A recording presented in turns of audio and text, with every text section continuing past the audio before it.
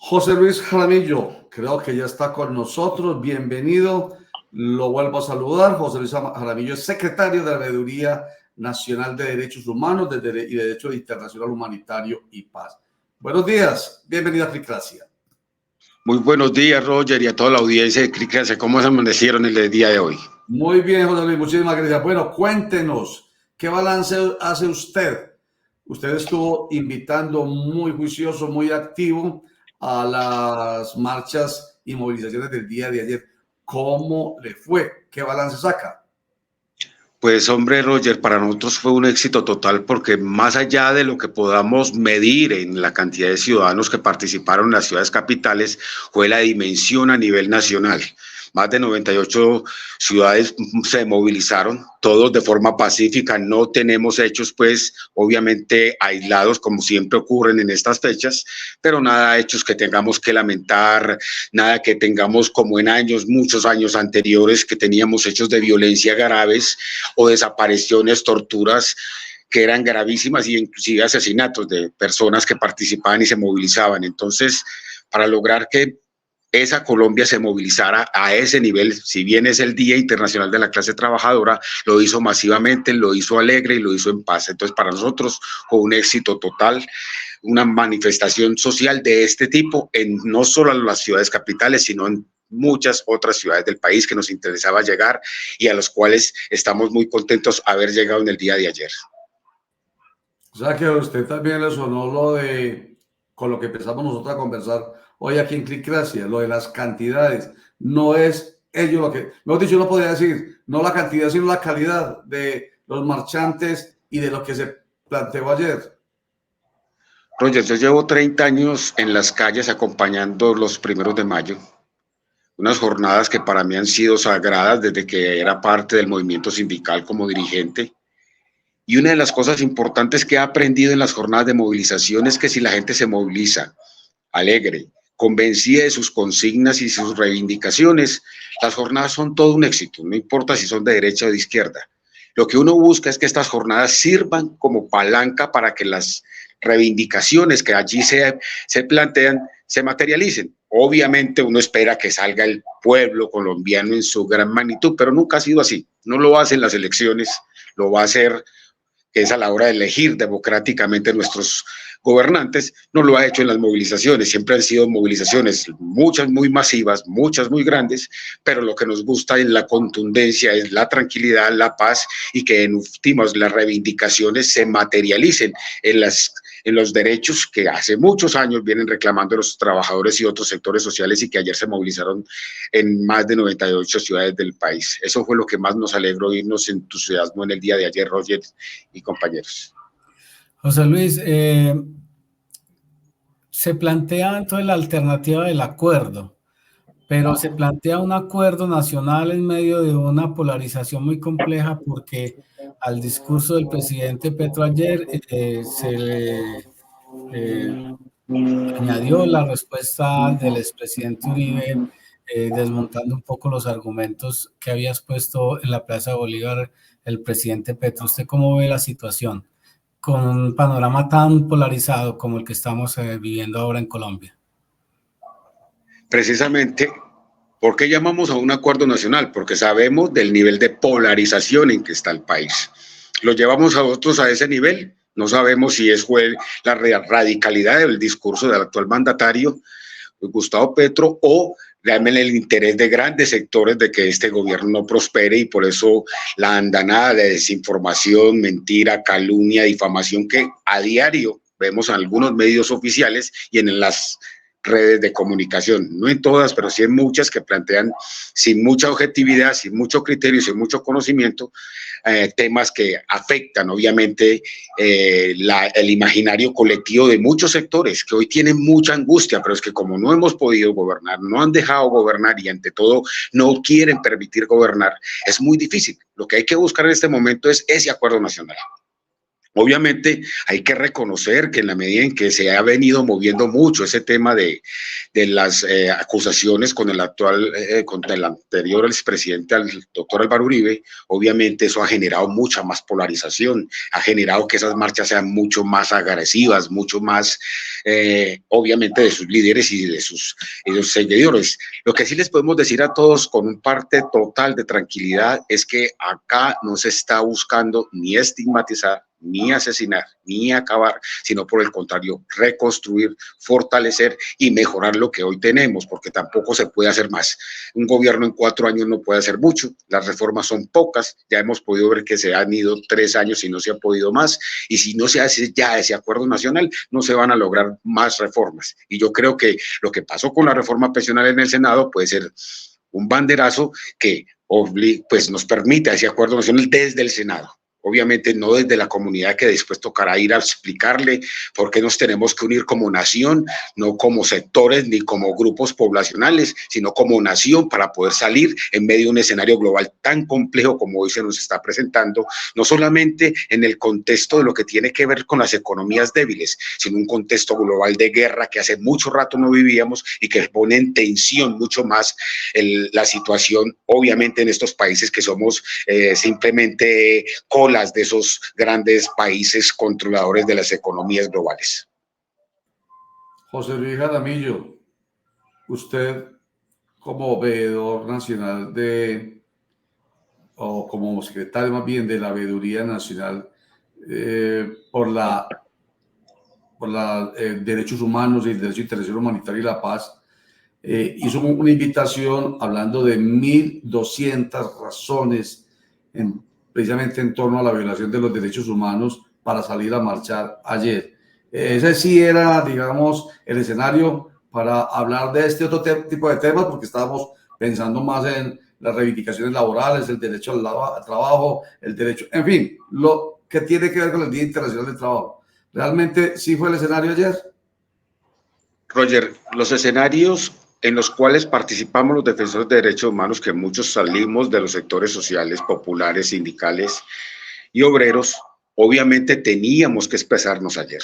¿Por qué? Porque nos piden que acompañemos las jornadas, pero se les olvida a la sociedad que los muertos los estamos poniendo nosotros hoy. Nosotros, los líderes de defensores y defensoras de derechos humanos. Una cifra escandalosa que da de la Defensoría del Pueblo, que puede haber una subcifra mucho mayor, pero es la que oficialmente da el gobierno y esa es la que oficialmente publicamos. Pero esas 1.200 razones para salir eran obligadas no solamente en la marcha de este gobierno, más bien que hoy estaba el gobierno en la calle, quiere decir, el presidente estaba en la calle. Tenía que saber que también esos defensores de derechos humanos que estamos poniendo hoy los muertos, porque somos nosotros las víctimas, estamos diciéndole, aquí estamos también, acompañando las reformas que reclaman los trabajadores, pero también reclamando nosotros el derecho a la vida, al libre ejercicio de nuestra labor como veedores y defensores de derechos humanos, que no se siga estigmatizando, que no se nos siga persiguiendo y asesinando. Entonces, Roger, es ahora o nunca, es un gobierno que nos está dejando hablarle, que no nos lo permitían otros gobiernos, por eso era vital que los defensores ayer saliéramos como una sola voz a defender el derecho a la vida y al libre ejercicio de nuestra labor. ¿Y estamos hablando de este gobierno o estamos hablando del Estado en general? Porque me llamó la atención. Supuestamente cuando se sale en defensa de los derechos humanos, casi que se señala a los gobiernos de derecha. Este gobierno, que es de izquierda, que supuestamente defiende los derechos humanos, también es responsable de esa violación de derechos humanos y de esa cantidad, 1.200 cifra visible según la Defensoría del Pueblo, pero puede haber un subregistro mayor. Sí, lo que pasa, Roger, es que vamos a explicar, desde 2016, esa es la cifra que nos dan, desde 2016 el registro de 1.200. En este gobierno van 51 líderes, defensores y firmantes del acuerdo de paz asesinados. Del departamento tenemos 8 y de los firmantes de paz 5. ¿Qué es lo que queremos manifestar al respecto? El fenómeno se sigue dando.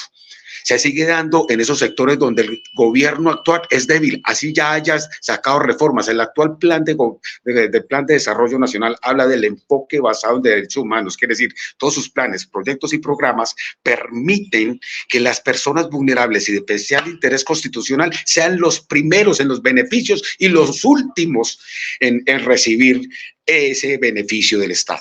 Esa política así, un plan de gobierno único que nunca lo habíamos tenido, lo tenemos hoy a nivel nacional. Si eso se implementara a nivel local y departamental, como lo hemos pedido como veeduría, eso sería un golpe contundente para garantizar de que muchos sectores poblacionales que no tienen recursos puedan tener esos recursos de nivel nacional y de la comunidad internacional.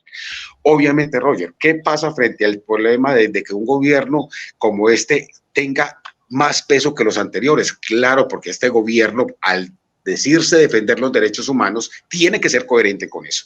Tiene que garantizarnos nuestras condiciones, y no es con un chaleco, ni con un pedazo de carro blindado, que nosotros hemos cuestionado profundamente todas esas cosas, porque eso limita y separa al líder de las comunidades. No es seguir el líder de su comunidad, pero con garantías de que va a ser respetado, defendido y apoyado, como es en todas las partes del mundo. Aquí es la única parte del mundo que al líder lo asesinan por defender la comunidad y su sector comunitario. Ese es el fenómeno, y se sigue presentando, como les digo, con 51 casos en este gobierno actualmente.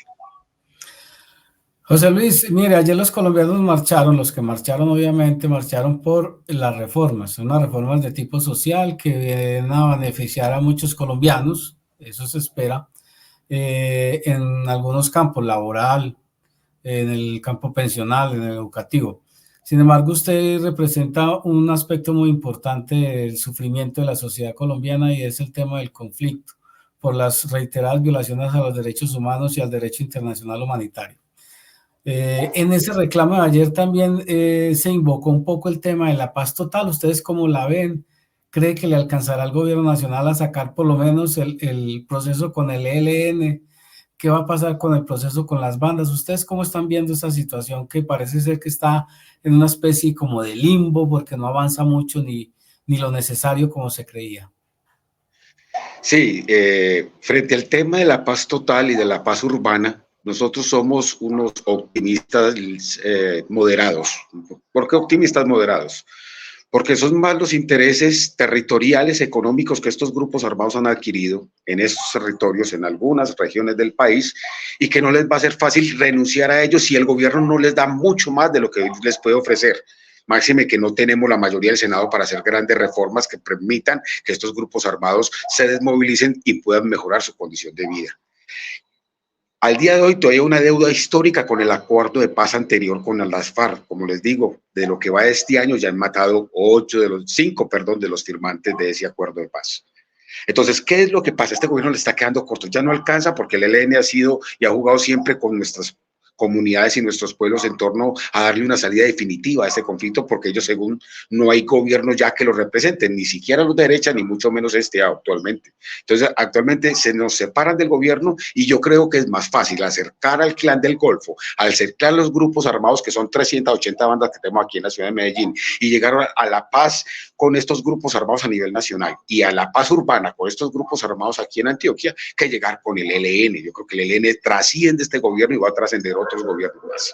Entonces, ¿qué es lo que creemos frente a este fenómeno de la paz total? Como decía Julio Roberto, uno de los fenómenos más complejos, Carlos Julio, perdón, de la CUT, el compañero de la Escuela Nacional que me antecedió, uno de los fenómenos más complejos que hemos tenido es el tema de la paz. Nosotros creer una sociedad como la humana, porque lo humano en su contexto ha vivido la guerra como un fenómeno de fiesta, como una forma de generar mejor desarrollo, porque muchas de las tecnologías que tenemos el día de hoy, como el internet, como todos estos temas de comunicación, como todo lo que se avecina, en todo lo que se genera como sociedad y como ciencia, se utiliza al servicio de esa máquina destructora humana. Obviamente a eso se le presta más atención y se le da más interés.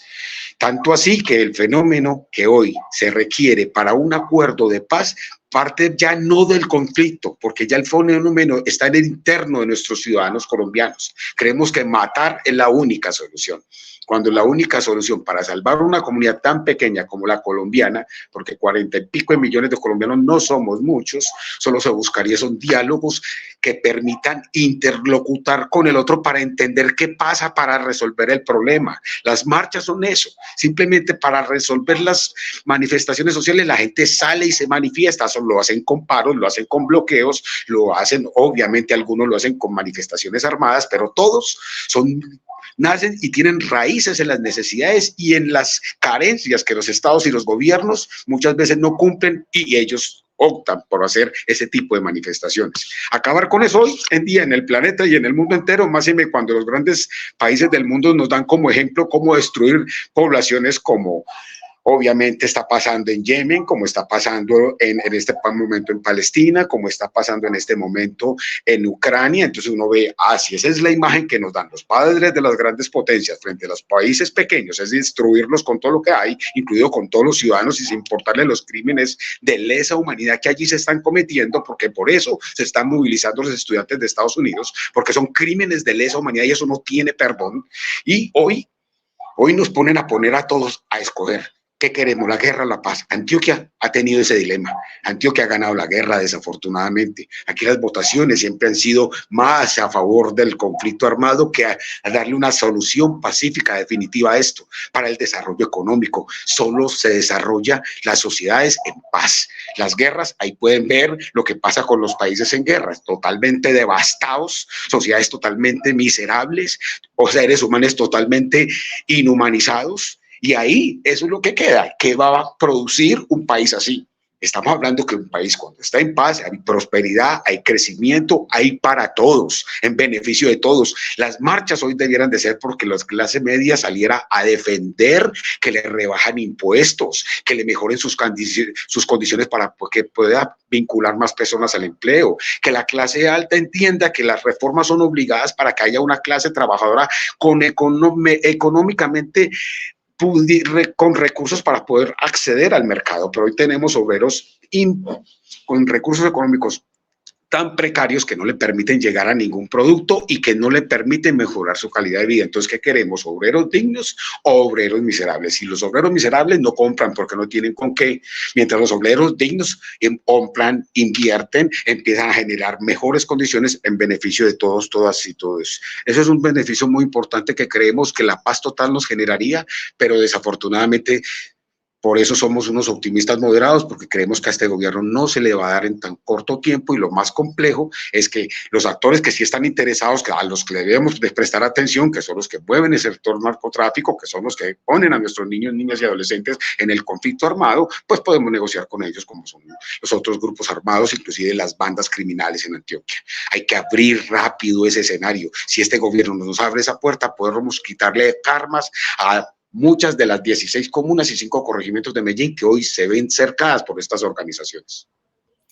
Una verdad de perogrullo, dice usted, José Luis Jaramillo. Pues, ¿qué más puede pasarle mejor a una sociedad que viva en paz para que las cosas buenas le pasen, como usted lo ha planteado ahí de múltiples maneras? Sin embargo, ¿qué tan difícil es que algunas mentalidades permitan que ese discurso entre en su mente? Bueno, más que entre en su mente, que realmente haya convicción. Pues estoy recordando con todo esto que se está diciendo, por eso hablo de verdad de perogrullo. O sea, es una verdad que es inobjetable. Y estoy recordando el plebiscito por la paz del año 2016, después de que tantos años después de iniciar la guerra en Colombia, tanta gente quiso siempre llegar a un acuerdo de paz con una de las guerrillas más antiguas, y pues que tanto daño le había hecho y le sigue haciendo desde sus disidencias al país, como las FARC, y la gente votó no por esa paz duradera.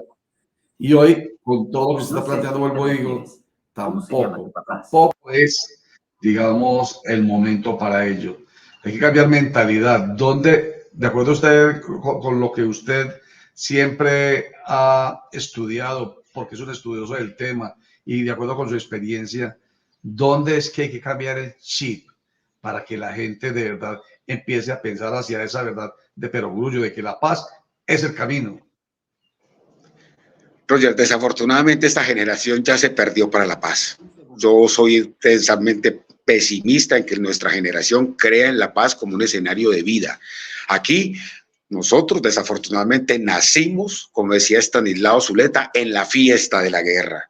Por eso soy totalmente escéptico frente a eso. ¿Dónde hay que llegar? A los niños. Desafortunadamente, Roger, hay que empezar desde la primera infancia, desde que llegan al colegio, empezar su trabajo comunitario, social, que empiece a ofrecerle al niño espacios donde no solamente vaya a aprender, sino a hacer, que aprenda a cultivar, que aprenda a hacer maquinitas, que aprenda a hacer desarrollos tecnológicos mínimos que le permitan empezar a crecer como ser humano y a la par entenderle el beneficio que se genera cuando una sociedad te brinda desde primera infancia eso, para que cuando vayas creciendo llegues a una nueva generación de paz.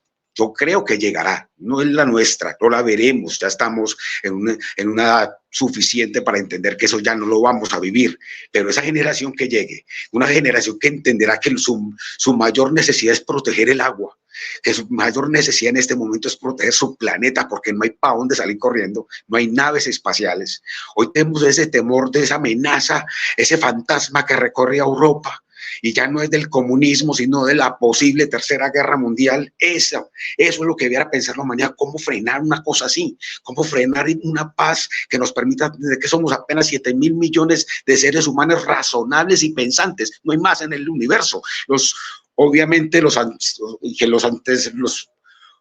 los ancestrales de nosotros dicen algunas teorías por ahí, pero mientras no hayan llegado en la vida real, aquí no hayan llegado otras civilizaciones más avanzadas que nosotros, somos lo único que ha dado la naturaleza y somos 7.000 millones de seres humanos. ¿Cómo hacer? Es desde la primera infancia. Ya es urgente coger a los niños desde la preescolar, desde la escuela, desde el bachillerato, desde la universidad, hasta que entendamos que es el único camino hacia el futuro y que la única posibilidad es esa, para la humanidad entera, no es solamente para Colombia, porque Colombia es el escenario, tristemente, en el escenario global mundial de guerra, que todavía estamos en guerra. Somos el único país de América Latina en guerra. Así se entiende en el escenario global, mientras en Europa sigue ese fantasma de la tercera dando ese contexto devastador, miserable y, como les digo, muchachos, de lesa humanidad contra niños desarmados, acostados, gente en hospitales, escuelas. Eso es aterrador. Eso no tiene nombre, como dice Roger, una verdad de perogrullo, pero ya no conmueve a nadie.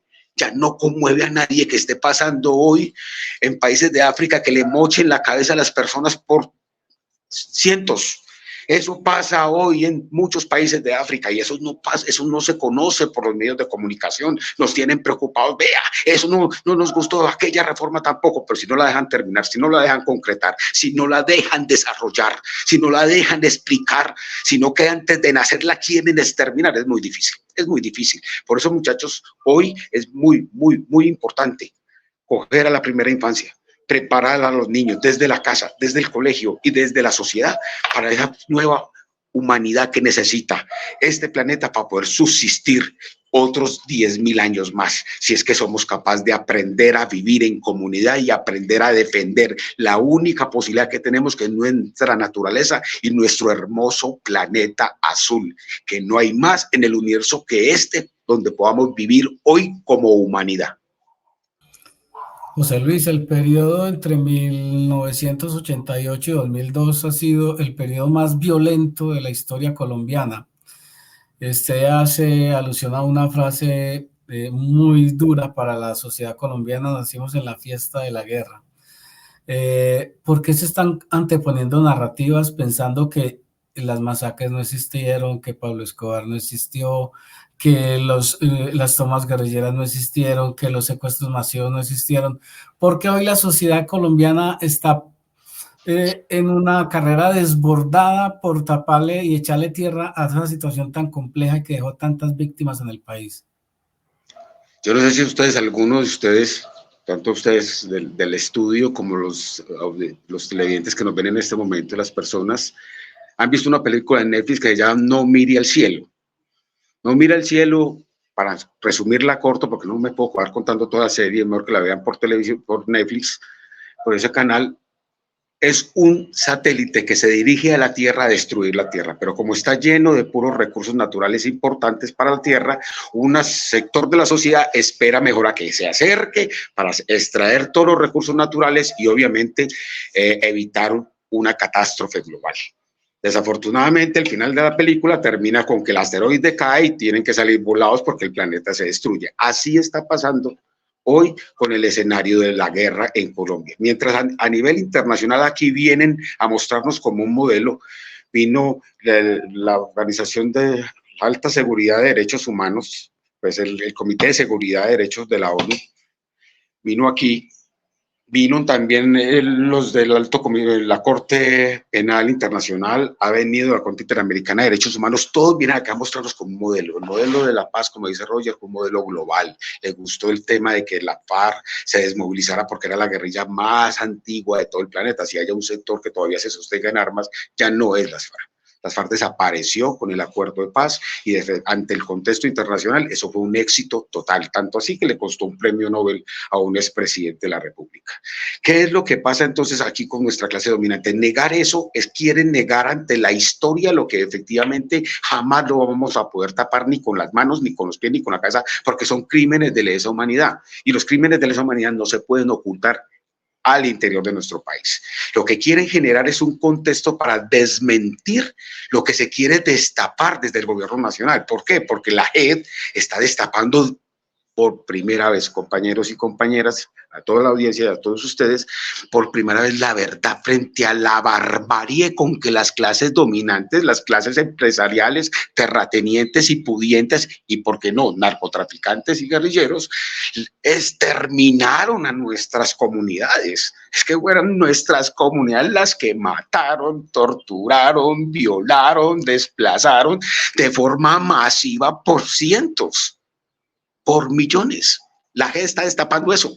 Entonces, las clases que hoy tienen, desafortunadamente, rabo de paja, porque tienen abuelos, padres, familiares, amigos, de todo tipo, de toda esa cantidad de ciudadanos que tuvieron que ver con esa realidad tan aterradora que vivió y que sigue viviendo Colombia, que como les digo, seguimos viviendo esa historia porque no hemos parado, obviamente no querrán esa verdad.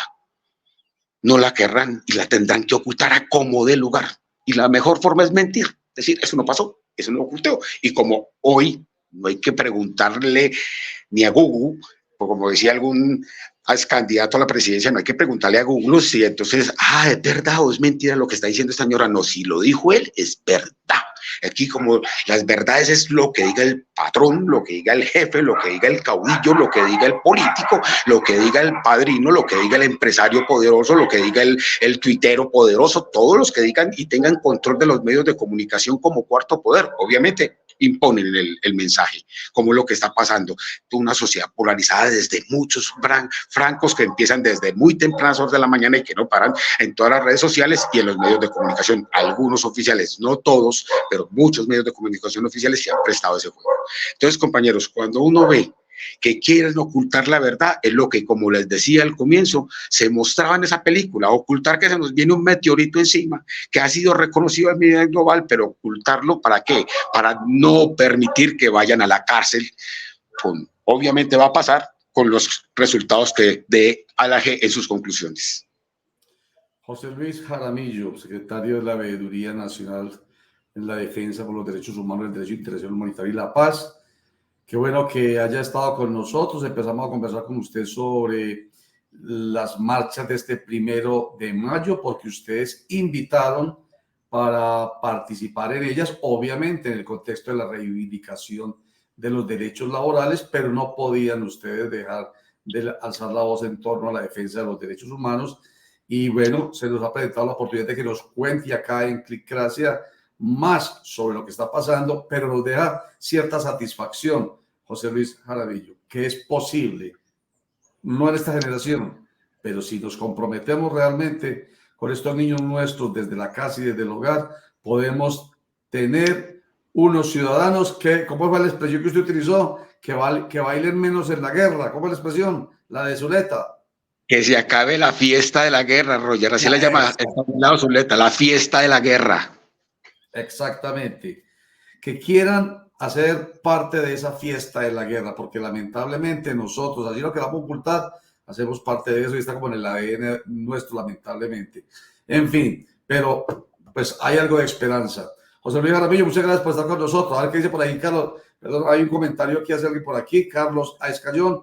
Los que quieren tapar la verdad de las masacres contra el pueblo son los uribistas y su frenética aspiración por tener el país en guerra, dice Carlos A. Escayón. Gracias por participar. Todos los que quieran participar, escribir en una orientación o en la otra orientación, en un sentido o en otro.